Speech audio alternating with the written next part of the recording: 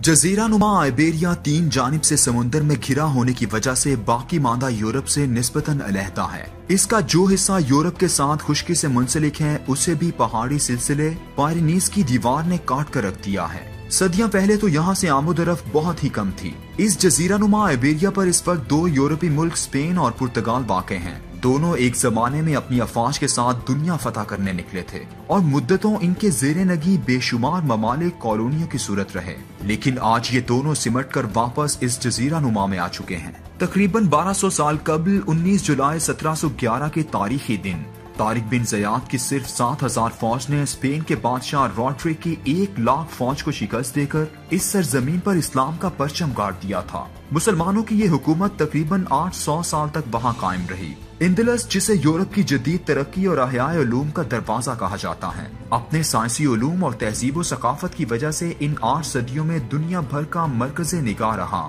और फिर 2 जनवरी 1492 को फेर्डिनेंड और इजाबेला की मुश्तरका अफवाज ने इस पर कब्जा कर लिया, जिसके बाद वहाँ एक ऐसा जवाल आया कि मुद्दतों इस्लाम और मुसलमानों का कोई नाम लेवा भी उस सरजमीन पर मौजूद न रहा।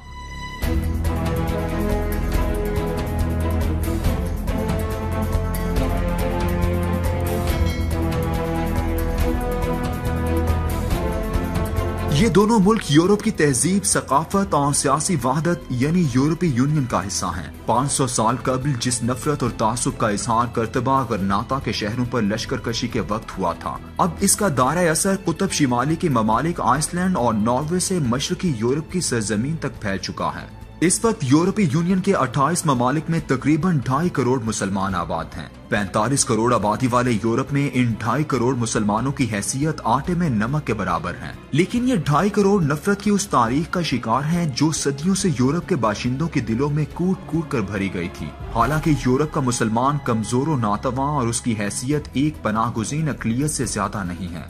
मुसलमान 6 मुख्तलिफ वजूहात की बिना पर यूरोप की आबादियों का हिस्सा है। पहले नंबर पर वो मुसलमान हैं जो बोस्निया, अल्बानिया और कोसोव के ममालिक में सदियों से इन आबादियों का नस्लन हिस्सा हैं, या फिर रोमानिया, बल्गारिया के कदीम अक़लियत तस्वुर किए जाते हैं। इसके अलावा पोलैंड और क्रीमिया, जहां कदीम तातारी मुसलमान मुद्दतों से आबाद हैं। दूसरे वो तालिब इल्म या बिजनेसमैन जो यूरोप में आकर रहते हैं। मसलन फ्रांस में इस वक्त 70,000 तलबा शिमाली अफ्रीका के ममालिक से वहाँ आए हुए हैं और लंदन शहर तो अरब और मुसलमान ताजिरों का गढ़ समझा जाता है। तीसरे वो मुसलमान जो दौलत मुश्तरका या दीगर कॉलोनीज की वजह से बिला रोक टोक फ्रांस, बरतानिया और हॉलैंड में आकर आबाद हो गए और फिर वहीं के होकर रह गए। चौथे वो मुसलमान जो 50 और 60 की दिहाई में मजदूरों की हैसियत से जौक दर जौक मगरबी यूरोप के ममालिक में आए। पांचवें वो नस्लन यूरोपी मुसलमान जो पैदा ही यूरोप के मुसलमान घरानों में हुए। और छठे वो मुहाजिरीन मुसलमान जो अपने मुल्कों से जंग और सिविल वॉर के नतीजे में यहाँ पनाह की तलाश में आए और अब यहाँ का हिस्सा बन गए। इन 2.5 करोड़ मुसलमानों के साथ अगर उन 3 करोड़ मुसलमानों को भी मिला लिया जाए जो रूस में रहते हैं तो ये एक अच्छी खासी तादाद बन जाती है। लेकिन रूस के मुसलमान वैसी नफरत और तासुब का सामना नहीं कर रहे जैसी नफरत मसीही यूरोप ने सलीबी जंगों की खून रेज रिवायत से विरसे में ली है। इसीलिए रूसी मुसलमान इस इस्लाम फोबिया का भी शिकार नहीं है। एक वजह यह भी है कि रूस 75 साल एक कम्युनिस्ट मुल्क रहा और मुसलमान बाकी लोगों की तरह जबरदस्ती इस मुआशरत में खत्म कर दिए गए। यूं तो यूरोप में सलीबी जंगें खत्म हुए कई सदियां बीत चुकी हैं, लेकिन मुसलमानों से नफरत का जो बीज चर्च ने यूरोपीय आबादी के दिलों में एक मुनज़्ज़म तरीके से बोया था, वो नस्ल दर नस्ल फैलता फूलता चला आ रहा है। यूरोप ने इनकलाब फ्रांस के बाद चर्च की बालादस्ती का कलावा उतार फेंका था, मजहब को रियासत के कारोबार से अलहदा कर दिया था। पादरी सिर्फ पैदाइश पर बतिस्मा देने, शादी की तकरीब में रिश्ता इज़्दिवाज में मुंसलिक करने और मरने पर दुआ या कलिमात कहने तक महदूद हो गया था। चर्च भी रुखसत हो गया, पादरी महदूद हो गया,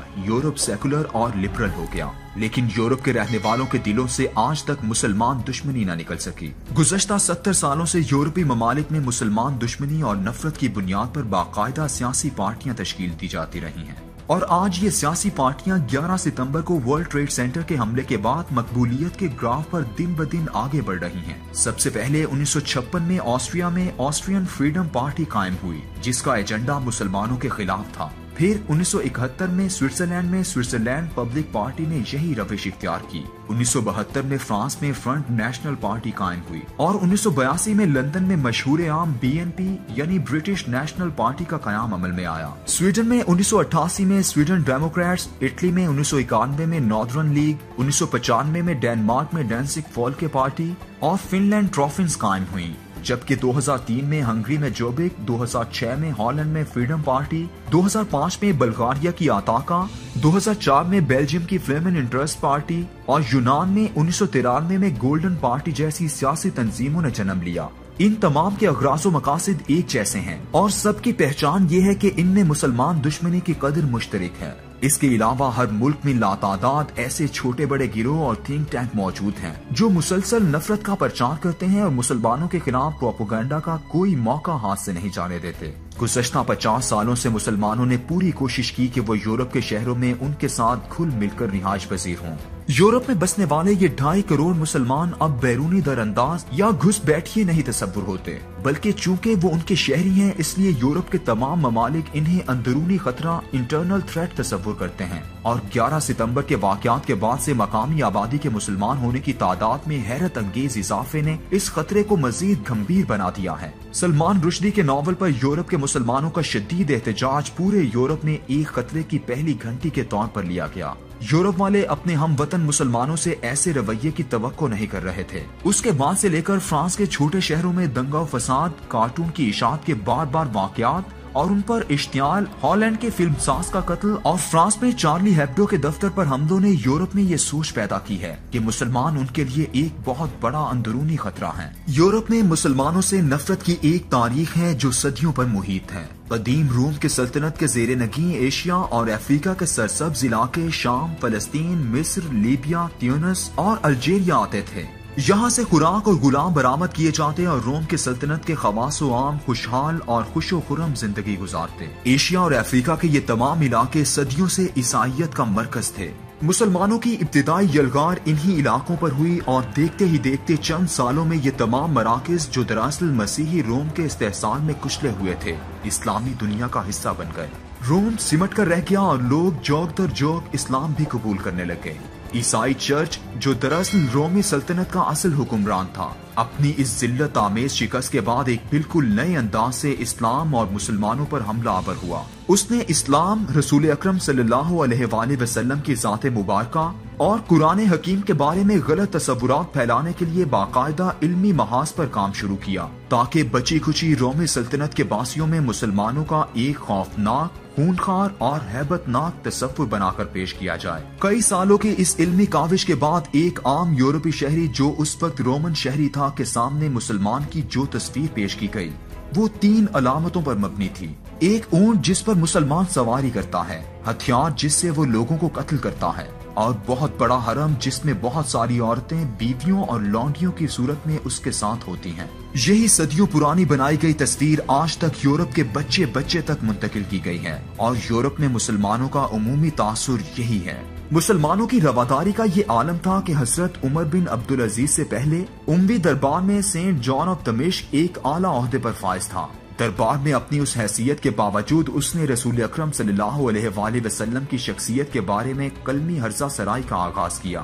اسلام اور رسول اکرم صلی اللہ علیہ وآلہ وسلم کے بارے میں وہ تمام تصورات جن کی بنیاد پر آج یورپ میں نبی اکرم صلی اللہ علیہ وآلہ وسلم کے گستاخانہ خاکے بنائے جاتے ہیں، اسی شخص کی تحریروں سے لیے گئے ہیں۔ اس شخص کی روایت کو آگے بڑھاتے ہوئے مامون الرشید کے درباری ابو یوسف یعقوب بن اسحاق نے 870 عیسوی میں کلمی نام عبد المسیح الکندی اختیار کیا اور الرسالہ کے نام سے ایک مسلمان اور عیسائی کے درمیان فرضی دل آزار مکالمہ تحریر کیا۔ یہ دونوں کتب عیسائیت کے کتبی ذخیرے میں بھی موجود رہیں اور انہیں پادری مسلسل مسلمانوں کے بارے میں شاگردوں کی رائے بنانے کے لیے خاص طور پر تقسیم بھی کرتے رہے۔ مسلمانوں کی عالی ظرفی اور تحمل کا عالم یہ تھا کہ اسپین میں اسلامی حکومت کے عروج کے زمانے یعنی 12ویں صدی عیسوی میں الکندی کے اس الرسالہ کا لاطینی ترجمہ اسلامی ریاست کے شہر تیتیلا میں کیا گیا جو پیٹر آف ٹولیڈو اور اس کے ساتھیوں نے کیا تھا۔ اس ترجمے کی لاطینی ذرا بہتر نہ تھی تو فرانس کے ادیب پیٹر آف پوائٹرز نے اس کی نوک پلک درست کی اور اسے ایک ادبی انداز دیا۔ ان دونوں ادیبوں کو عیسائی مذہب کی ایک اہم شخصیت پیٹر آف وینریبل نے اس کام کے لیے اپنے پاس ملازم رکھا ہوا تھا۔ یہی وہ شخصیت تھی جس نے قرآن پاک کا ترجمہ کروایا اور پھر اس میں تحریف کر کے لاتعداد نسخے تیار کروائے۔ القندی کے اسی الرسالہ کا ایک اور ترجمہ سوئٹزرلینڈ میں 15ویں صدی میں بھی کیا گیا۔ جیسے ہی چھاپا خانہ ایجاد ہوا تو پروٹیسٹنٹ فرقے کے بانی مارٹن لوتھر نے اس کتاب کو عام عیسائیوں میں چھپوا کر تقسیم کروا دیا۔ جدید یورپ میں ولیم میور نے اس کا ترجمہ اپولوجی یعنی معذرت کے نام سے 1882 میں کیا، اور اس وقت تک یہ کتاب اسلام کے بارے میں لکھے جانے والی بیشتر کتابوں، مسلمانوں کے بارے میں شائع ہونے والے مضامین اور چرچ میں پادریوں کی تقریروں سے لے کر مسلمان دشمن گروہوں، اسکالرز اور دیگر افراد کی گفتگو اور مباحث میں ایک کلیدی حیثیت رکھتی ہے۔ یہ کتاب ایک عیسائی اور مسلمان کا مکالمہ ہے جس میں رسول اکرم صلی اللہ علیہ وآلہ وسلم کی ذات، ازواج مطہرات اور صحابہ کرام پر اخلاقی الزامات لگائے گئے ہیں، اور اسلام کو یہودیوں اور عیسائیوں سے نقل کردہ روایت سے وضع کردہ مذہب بتایا گیا ہے۔ نعوذ باللہ۔ مسلمانوں، رسول اکرم صلی اللہ علیہ وآلہ وسلم اور اسلام کے بارے میں یہ تصور یورپ میں بسنے والے لوگوں میں اس قدر عام ہے کہ آج بھی اگر کوئی لکھاری کسی دہشت گردی کے واقعے پر مضمون تحریر کرنے لگتا ہے تو مسلمانوں کی نفسیات بتانے کے لیے وہ ان قدیم کتابوں کے حوالے تحریر کرتا ہے۔ ان دونوں کتابوں کے بعد مغربی مستشرقین کی ایک طویل فہرست جس میں George Sale, Margoliouth, William Muir, Montgomery Watt, Jurji Zaidan اور ہیملٹن گرب جیسے لاتعداد مصنفین شامل ہیں، جن کی تحریروں کا موضوع بظاہر تو اسلام اور مسلمان تھا، مگر انہوں نے انتہائی خوبصورت انداز میں غیر جانبداری کا لبادہ اوڑھ کر مسلمانوں کی تاریخ اور تصور کو بری طرح مسخ کیا۔ جس طرح بھارت میں مسلمانوں سے تعصب کی فکری بنیادیں ساورکر اور گولوارکر کی ہندوتوا کے تصور پر لکھی گئی اولین تحریریں ہیں، اسی طرح یورپ میں مسلمانوں سے نفرت کا علمی پس منظر اور علمی بنیاد پہلی دو کتابیں اور پھر ان کی معلومات پر مبنی لاکھوں تحریریں ان پر استوار کیا گیا ہے۔ یورپ میں یہ بنیاد گہری تو پہلے سے تھی مگر اب مزید گہری ہوتی چلی جا رہی ہے۔ آج سے 15 سال پہلے بہت سے لکھنے والوں نے بار بار اس خوف کا اظہار کیا تھا کہ مسلمانوں سے یورپ میں نفرت کی یہ لہر اس قدر شدید ہو سکتی ہے کہ ایک دن یورپ کے مسلمانوں کے ساتھ شاید وہی سلوک ہو جیسا کئی صدیاں پہلے اسپین میں ہوا تھا، یا پھر جو سلوک جرمن ہٹلر نے یہودیوں کے ساتھ کیا تھا۔